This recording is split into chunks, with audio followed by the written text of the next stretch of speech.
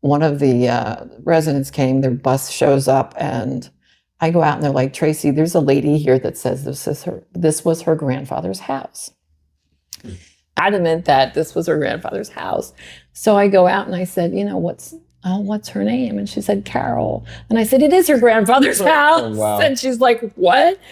And I said, yes. So if you know anything about dementia, long-term stays. Yep. So I'm like, they called her daughter and her grandson and said, come, this is her grand. She said she always said it was. Wow. And so we brought her in and she told us that we kept the color.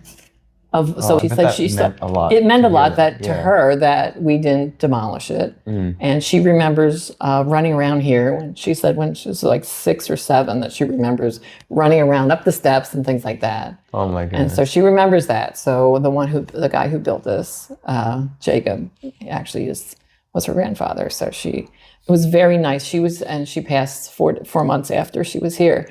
But it was glad that her kids were like, oh my God, like she got to see the house, her grandfather's house. She goes, we drove by her all the time. And she would say this and we're like, oh, okay. And things would come up. And then when she got here, she was like, this was my grandfather's house. So she told us, it was very nice that we knew that it's the right color. We kept the color and the historians are like, this is what would have been here, to be confirmed that it was the color that's here. All the colors of the room is the green. It's the normal, to give her to know. And also that she still remembered a lot. When you have dementia, it's the short term you lost.